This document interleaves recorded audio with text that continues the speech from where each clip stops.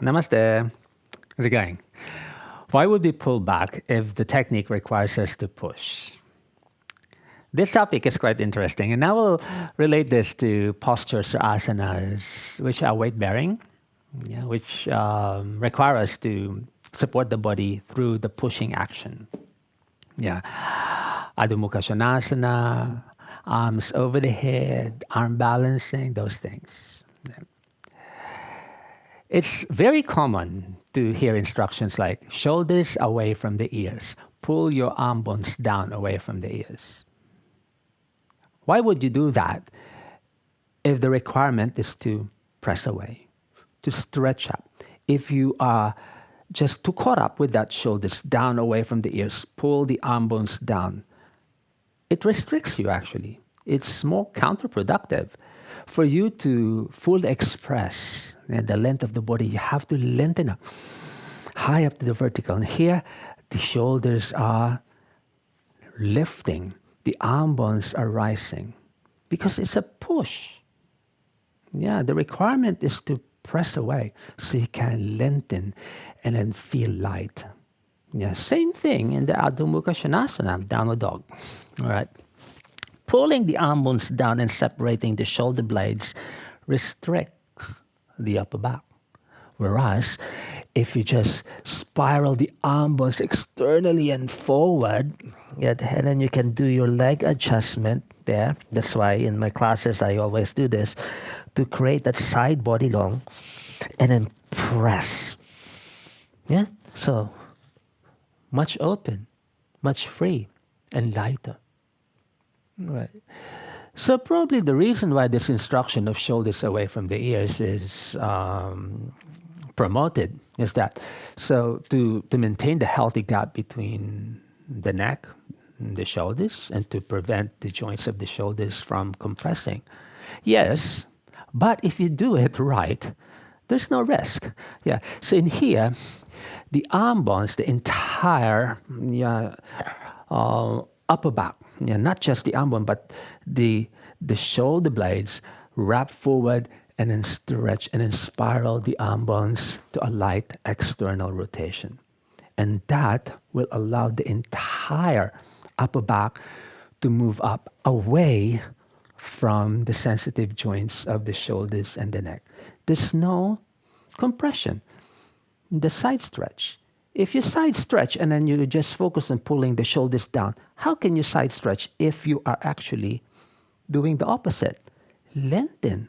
It's a posture of push. Shoulders are lifting. Side body is lengthening. Yeah, but you do it in the way that you follow the natural mechanism of the arm bone. Forward, up, and sideways in a side stretch. Same thing with the hips, actually. Yeah, the shoulders and the hips, they have the same mechanism. So if you move this, if they move the hip slightly to an internal rotation and out, you free the sacrolumbar spine, the buttock, right?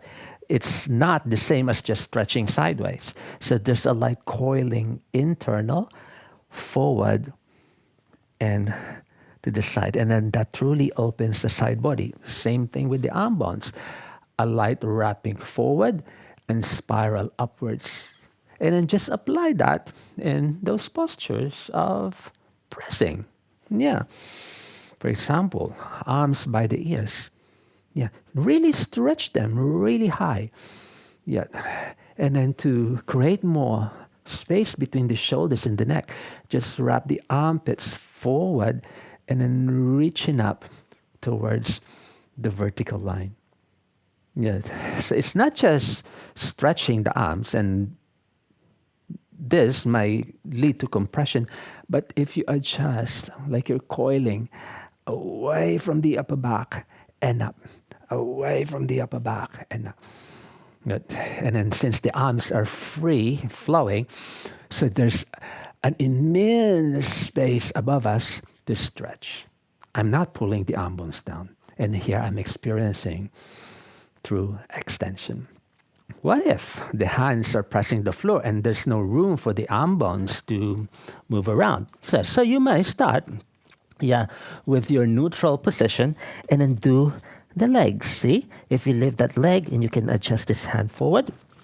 All right, and then down, and then the other side, and then down. And then here you will feel the side body lengthens, right?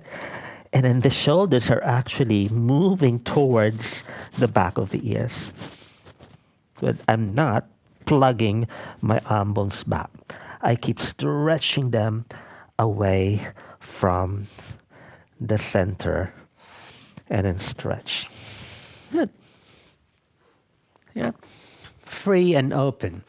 No restriction. Yeah. So I don't know if the instruction of the shoulders away from the ears is just a mimicking of the past instructions heard in the past. But for me, there has to be a change in paradigm. Yeah. So it makes sense. It's not difficult to understand the mechanisms of the postures. If it's push, push away, lengthen. So for example, in a practical sense, if you're reaching for something above you, so reach high, yeah? You don't pull the shoulders down. How can you reach if you keep on doing this? Yeah? Even in the back means, yeah, if I do the Ustrasana, lengthen. Yeah? And even here, lengthen, push. Yeah? In here, since I'm pushing opposite, yeah, my shoulders, yeah, move slightly back and away from the upper back, but internally, it keeps on lengthening upwards, sideways. And then I will just spiral the arm bones out to open the chest forward. Yeah. Yep. Different, I say, nature. Yeah. Different perspective, but the principle is universal. If the requirement is to push, push away. Simple as that. I'll see you in the next one. Namaste. Bye-bye.